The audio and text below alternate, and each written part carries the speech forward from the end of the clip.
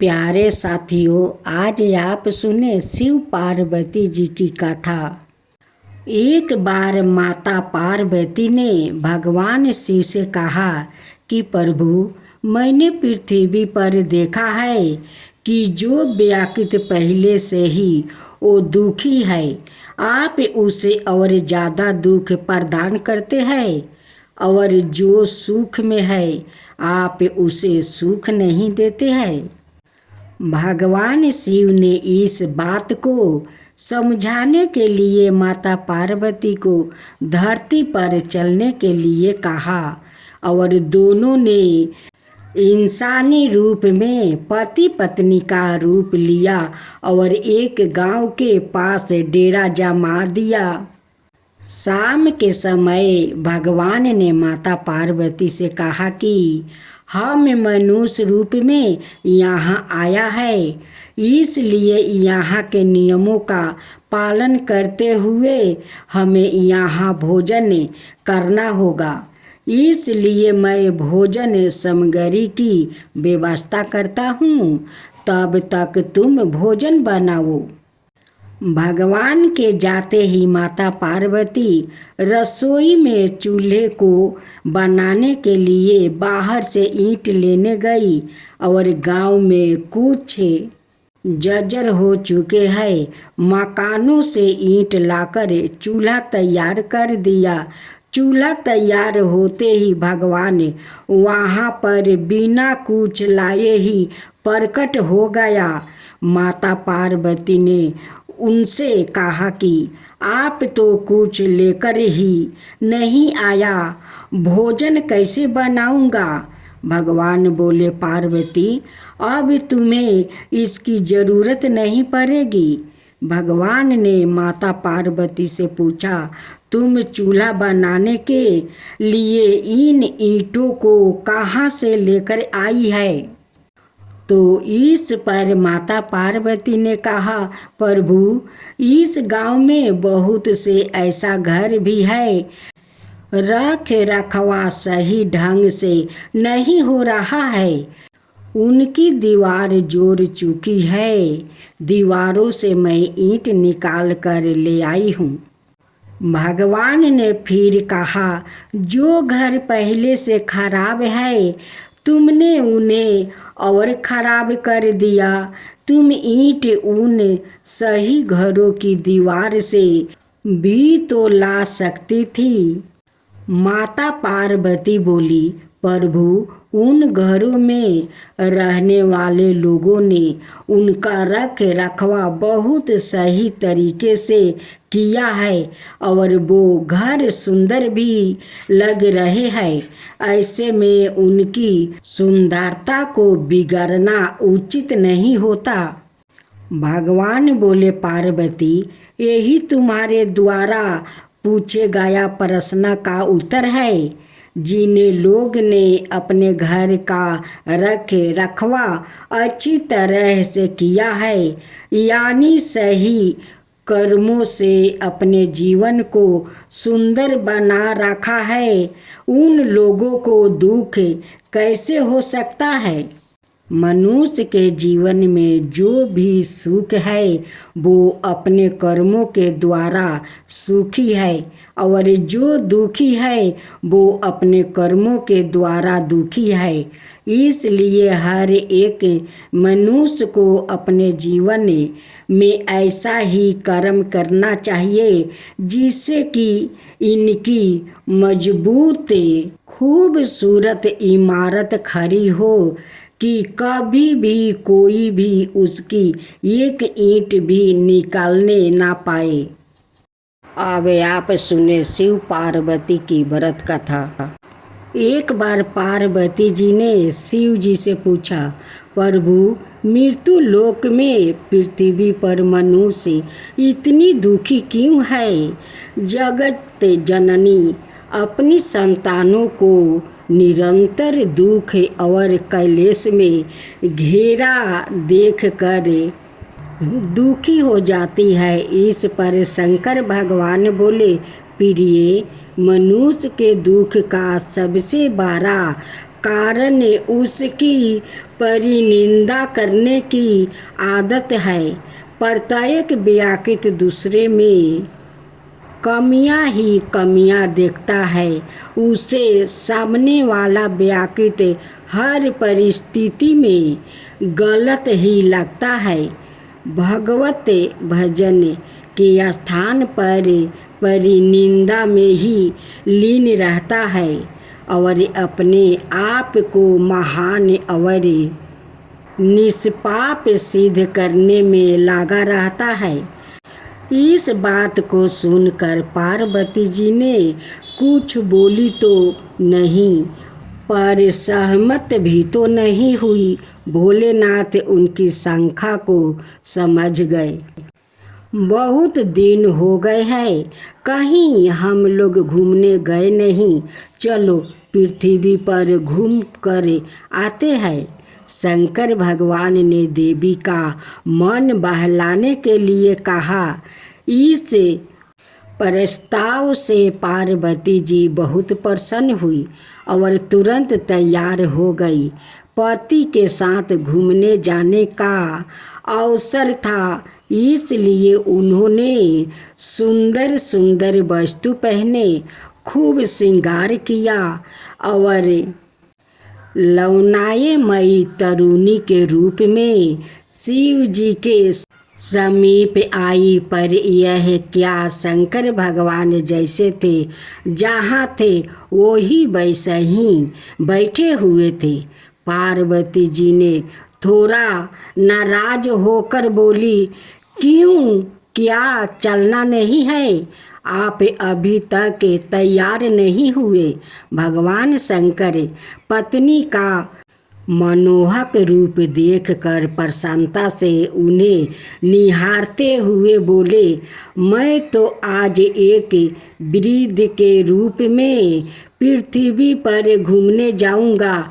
यह बात पार्वती जी को पसंद तो नहीं आई, पर पति के साथ घूमने जाने के उत्साह में उन्होंने कोई बहस भी नहीं किया और शिव जी की सवारी नंदी बैल को चलने का आदेश दे दिया। शिव पार्वती और नंदी पृथ्वी पर एक वृद्ध मनुष्य, तरुणी, सुंदर स्त्री और बैल की सवारी के रूप में विचरण करने लगे। जब वो सब पहले गांव के समीप पहुँचे तो कुछ लोगों की नज़र उन पर पड़ी। वो लोग उन्हें देखकर हंसने लगे। एक व्यक्ति दूसरे से बोला, ओ क्या जोड़ी है? दूसरा आगे बढ़कर बोला और उस पर से, अकल तो देखो, सवारी साथ में है, फिर भी दोनों पैदल चल रहे हैं। इस तरह से कई प्रकार से उपहास करते हुए उन्होंने इन तीनों का आगे बढ़ना लगभग मुश्किल कर दिया और उनका मजाक उड़ाते हुए झूठ बनाकर उनके पीछे पीछे चलने लगे। उस झुंड ने अगले गांव तक उनका पीछा किया। अगले गांव में प्रवेश करने से पहले पार्वती जी ने शिव जी से कहा, लोग मजाक उड़ा रहे हैं, ऐसे करते हैं, आप नंदी पर बैठ जाइए, मैं पैदल आपके साथ चलती हूँ। जैसी तुम्हारी इच्छा कल्याणी। मंद मंद मुस्कुराते हुए भोले शंकर अपनी भारी भरकम देही के साथ किसी तरह नंदी पर विराजमान हुए। पर यह क्या, पिछले गांव जैसा ही स्वागत इस गांव में भी उनका हुआ। लोग तरह तरह के ताने वृद्ध के रूप में भोले बाबा को देने लगे। आपस में लोग बातें बनाने लगे, कैसा बूढ़ा है, कोमल सुकुमार स्त्री पैदल चल रही है और आप आराम से सवारी कर रहा है। कलयुग है भाई, कलयुग है। मन चलो ना तो देवी का चलना ही दूभर कर दिया। किसी तरह भीड़ से बचते बचते यह तीनों गिरते पड़ते गांव के बाहर पहुँचे।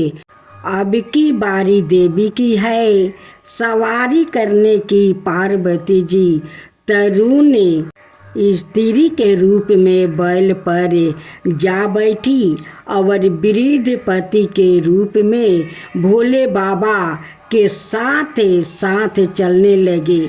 अगले गांव के कुएं पर स्त्रियां पानी भर रही थी। उन्होंने जब इस विचित्र जोड़ी को देखा तो तरह तरह के मुंह बनाकर इनकी तरफ इशारे करते हुए हंसने लगी। तरह तरह के उल्हाने देने लगी। तरुण स्त्री के और उंगली करते हुए एक ने कहा, अरे तुझे लाज नहीं आती है? बूढ़ा पति पैदल चल रहा है और तू रानी बनी सवारी कर रही है। दूसरी ने बात आगे बढ़ाते हुए कहा, आजकल की बहू बेटियां तो सारी लाज शर्म घोल कर पी गई है। तीसरी ने अपने जमाने के गुण गाने अल्पाने शुरू कर दिया। इन सब की बक बक झक झक की परवाह ना करते हुए यह तीनों आगे बढ़ते रहे। माँ अपनी संतानों को व्यवहार से बहुत लज्जित महसूस कर रही थी, पर अब भी अपनी हार मानने को तैयार नहीं थी। अंतर्यामी भगवान सब कुछ जानते हुए अनजाने बनने का नाटक करते हुए बोले, प्रिया ऐसा करते हैं कि मैं नंदी को अपने कंधे पर उठा लेता हूँ, तब किसी को कुछ बोलने का अवसर नहीं मिलेगा। पार्वती जी ने कुछ जवाब देती इससे पहले ही शिव जी ने नंदी को अपने कंधों पर उठा लिया और चलने लगे। संतानों के व्यवहार से पहले से ही दुखी देवी पति के कष्ट से और भी अधिक लज्जित महसूस करने लगी। लेकिन क्या वो अगले गांव के पास से गुजरे तो उस गांव के वासियों ने तो जैसे सारी मर्यादा ही तोड़ दी। लोग अनाप शनाप बोलते हुए उछल कूद मचाते हुए उन्हें परेशान करने लगे। उपशब्दों और भीड़ का उपद्र अपनी चरम सीमा पर था। इस सब को झेलते हुए किसी तरह वो अपने को बचाते हुए गांव की सीमा से बाहर आए। भोले बाबा हंसते हुए बोले, कहो कल्याणी, अब तुम्हारा क्या कहना है?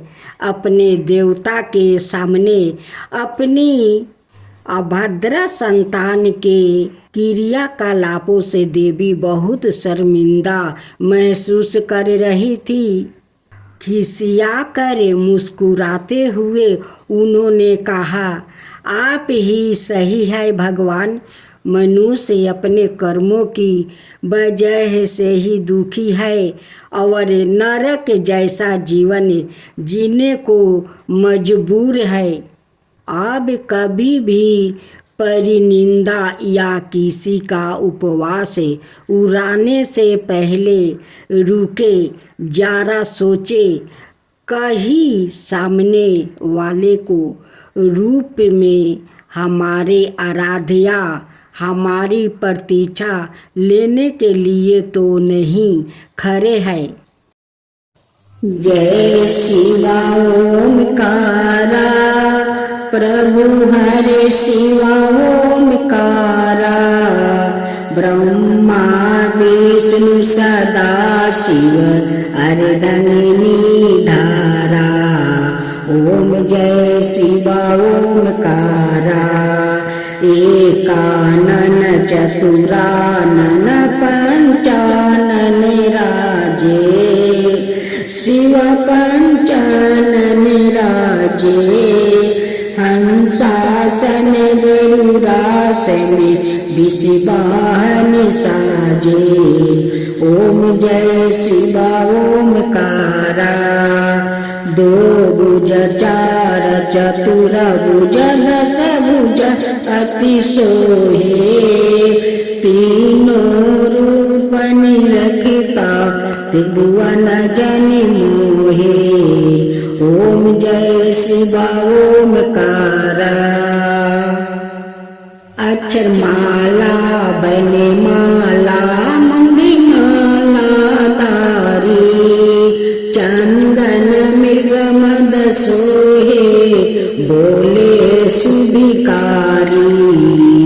ओम जय शिवा ओमकारा, श्वेतांबर पीतांबर गंबर अंगे, सनकादिके बरे मादिकी भूतादिकी संगे।